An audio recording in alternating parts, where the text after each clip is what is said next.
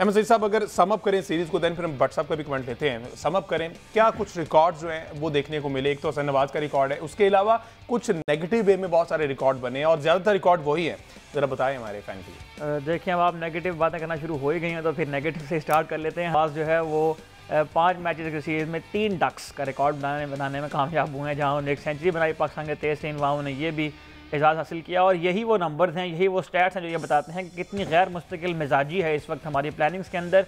एक दिन हम रिकॉर्ड बना देते हैं और अगले दिन जो है वो हम फिर दोबारा उसी लो पर आ जाते हैं। हाँ, अलबत्ता एक चीज़ कंसिस्टेंट है पिछले 6-8 महीने से, और वो ये है कि हम जहाँ भी गए हैं हम हार रहे हैं। और मतलब इससे पहले चैम्पियंस ट्रॉफी हो, वेस्ट इंडीज़ की टीम पाकिस्तान आई, वो टेस्ट मैच जीत गई। इंग्लैंड की टीम पाकिस्तान आई, क्योंकि सीरीज़ हम जीत गए लेकिन टेस्ट मैच हम हार गए। बांग्लादेश की टीम आई, उसने हमें क्लीन स्वीप कर दिया।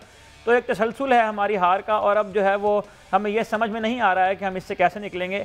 साथ ही हम ये देखते हैं कि साथ नेशनल T20 हो रहा है, जिसमें रोज़ाना कोई खबर आती है कि एक प्लेयर है, उसने 148 रन कर दिए हैं, उसने 4 आउट कर दिए हैं, उसने 5 आउट कर दिए हैं। लेकिन यही प्लेयर जब इंटरनेशनल सर्किट के अंदर आते हैं तो वो जो है बुरी तरह नाकाम हो जाते हैं। तो पाकिस्तान की अगर न्यूजीलैंड की इस सीरीज़ को भी सम अप करें तो पाकिस्तान ने तजर्बा करने की कोशिश की, रिजवान और बाबर के बगैर जाने की कोशिश की। ये निकला कि पावर प्ले के जो आज़ाद शुमार हैं वो अगर मैं आपके सामने रखूँ तो पाकिस्तान ने 5 मैच में जितने ओवर खेले हैं पावर प्लेयर्स के अंदर, उनमें पाकिस्तान ने कुल मिलाकर 194 रन बनाए हैं 29 ओवर में। यानी 180 बॉल पाकिस्तान ने खेली और 194 रन पाकिस्तान ने बनाए। और पाकिस्तान के इस दौरान 15 खिलाड़ी भी आउट हुए। तो आप स्ट्राइक रेट का होना तो बाद में होइएगा, आपके तो प्लेयर जो है वो क्रीज के ऊपर टिक ही नहीं पा रहे हैं। तो बाबर और रिजवान को निकालने का तजर्बा था, वो भी बुरे तरीके से फ्लॉप हुआ है। साथ ही अगर मैं बॉलर्स की बात करूँ तो मतलब हम इसकी जो है वो दुहाई दे दे के थक गए हैं। हमें ये समझ में नहीं आ रहा है कि शाहीन अफरीदी को आखिर कौन सी ऐसी मजबूरी है कि वो हर ओवर में आके इन स्विंग यॉर्कर करते हैं, और अगर उनका इन स्विंग यॉर्कर ना हो तो वो फ्रस्ट्रेट हो जाते हैं। उसके बाद जो है वो छक्का चौका कल भी पहले 6 ओवरों में 18 बाउंड्रीज पाकिस्तान ने कंसीड की हैं। तो हो ये बॉलिंग हो, जिस तरह से आपने बिल्कुल सही समझ किया कि हमने इस सीरीज़ में सिर्फ खोया ही है, पाया तो कुछ भी नहीं है। ठीक है, इस पे मजीद सलमान भट्ट साहब का भी कमेंट ले लेते हैं। अस्सलाम वालेकुम भट्ट साहब। वालेकुम अस्सलाम। भट्ट साहब, बात हो रही है कि इस सीरीज़ में पाकिस्तान ने क्या खोया और क्या खोया, ठीक है, तो इस पर आपका क्या कमेंट है? ओवरऑल अगर सम अप करें इस 5 T20 मैचेस में जो हमने यंग टैलेंट को मौका दिया, क्या वो एग्जीक्यूट कर पाए, अप टू द मार्क रहे जो एक्सपेक्टेशंस थी उनसे, और अब आप समझते कि यही वो 3-4 नौजवान लड़के हैं जो हम वर्ल्ड कप तक लेके जाएंगे? नहीं, देखिए, ऐसा बिल्कुल भी नहीं आप इतने पहले से आखिज कर सकते। एक तो ये कंडीशंस थोड़ी डिफरेंट थी, माना 1-2 दफ़ा हमने देखा कि पिच में बहुत एक्स्ट्रा बाउंस है, मूवमेंट है, लेकिन इस हमारे सामने जो चीज़ है यहाँ ये ना, वो सबसे ज़्यादा ये है कि टेक्निकल डिटेलिंग पे हमारे यहाँ बिल्कुल काम नहीं। इस टूर ने और बहुत सारी चीज़ों की तरह हमारे सिस्टम की बहुत सारी अक्कासी की। फिर हम अदादो शुमार के बड़े चैंपियन हैं और हॉर्सेस व कोर्सेस की हम बातें करते हैं। तो इन विकेटों के ऊपर अगर आपको कोई आइडिया था और आपने ये जो आप डाटा करते रहते हैं, तो आपको पता होना चाहिए था कि यहाँ पे तो वाले प्लेयर्स जाने चाहिए जो स्क्वायर ऑफ द विकेट अच्छे हैं। तो यहाँ पर आपने वो जो प्लेयर्स भेजे हमने जाके, उन्होंने तो बाउंस के अगेंस्ट प्रॉपर स्ट्रगल किया। वो बाउंस के अगेंस्ट ना उनका डिफेंसिव मैकेनिज्म नजर आया, ना उनका अटैकिंग नजर आया। वो हिट कहीं और मारे, हिट कहीं और जा रही। ठीक है, तो बात ये है कि आपको खाली अपने प्लेयर्स को स्क्रूटनाइज नहीं करना, आपको उन लोगों को भी स्क्रूटनाइज करना है जो इस किस्म की सिचुएशंस और कंडीशंस के लिए ये वाले प्लेयर्स को चूज करते हैं। इसका मतलब है उनका जो क्रिकेटिंग एक्यूमेंट है, या कह लीजिए कि उनकी जो एक्सपर्टीज है to pick players is not top notch. और उसका मुजाहरा उन्होंने यहाँ नहीं किया, उन्होंने चैंपियंस ट्रॉफी में भी किया। वो यहाँ पर उनके पास एक स्पिनर था, न्यूजीलैंड में जाके वो स्पिनर के साथ अटैक कर रहे थे। तो जहां तक सिर्फ बैटिंग की बात है, यंगस्टर्स की बात है, तो देखिए वो साफ नजर आया कि उनको कंफ्यूज जो है ना किया हुआ है। वो सिर्फ और सिर्फ वो जहां भी बॉल उन्होंने हिट मार देनी। आप न्यूजीलैंड के प्लेयर्स जो एक्स प्लेयर्स कमेंट्री बॉक्स में बैठे हैं, आप उनके कमेंट्स सुन लीजिए कि वो क्या कह रहे हैं। वो कह रहे हैं कि पाकिस्तान के प्लेयर्स सिर्फ हिट मार रहे हैं, they not responding to the situation, ball नहीं देख रहे, वो सिर्फ हिट मार रहे हैं। ऐसा लगता है कि इन्होंने सिर्फ हिट मारनी। तो क्या ये क्रिकेट है?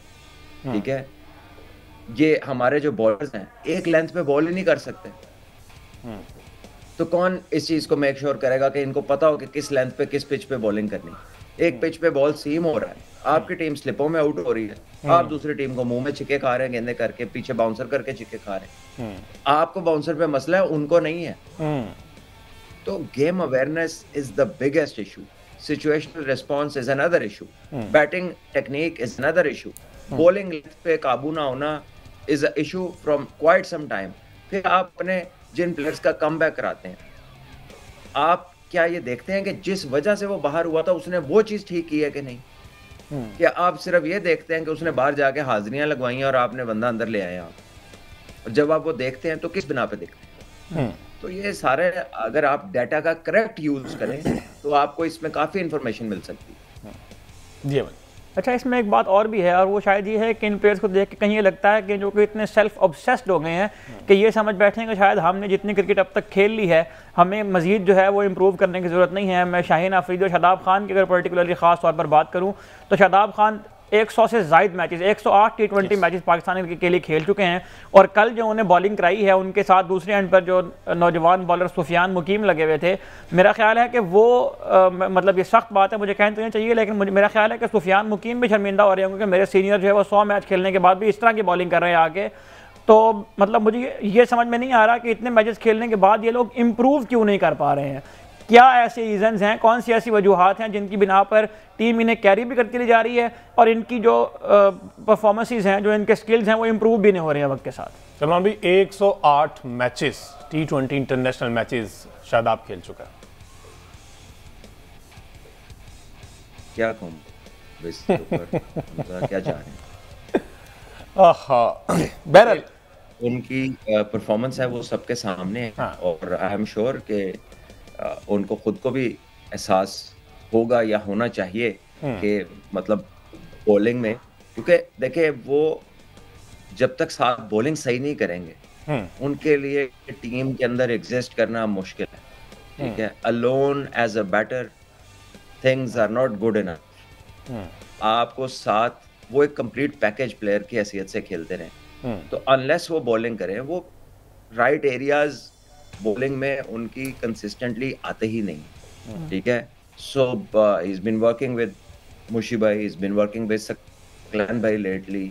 ठीक है, पाकिस्तान के दो बेहतरीन स्पिनर के साथ उन्होंने काम किया है, लेकिन आखिर ऐसी क्या वजह है कि he is unable to deliver कि एक जगह पे वो बॉलिंग करे। ठीक है, स्पिन भी कोई उन्हें बहुत बड़ा नहीं मिलता। सो ये चीज़ें किसने उनके साथ रेक्टिफाई करनी है, और वो खुद से इसके बारे में क्या कर सकते हैं, या वो जो पहले किया करते थे जिस वजह से शादाब खान के इतने चाहने वाले हैं और सब लोग उम्मीद लगाते हैं कि शायद ये फिर वैसी परफॉर्मेंस दें जो वो पाकिस्तान टीम में आए थे पहले कुछ साल जो थे उनके, वो वाली बॉलिंग उनकी कहाँ चली गई है। और प्रॉब्लम ही ये है कि बहुत सारी पाकिस्तान में ना बिला वजह की कोचिंग घूम फिर रही है ग्राउंडों के अंदर, और जिसको नहीं जरूरत होती ना कुछ बताने की उसको भी जाके बताते हैं। और फिर होता यह है कि people become over coached, too much coached. ठीक है, और टू मैनी निटी-ग्रिटीज में जब आप जाते हैं ना, तो जो आपकी रियल एसेंस होती है वो खत्म हो जाती है। And that has been the case with so many of our youngsters.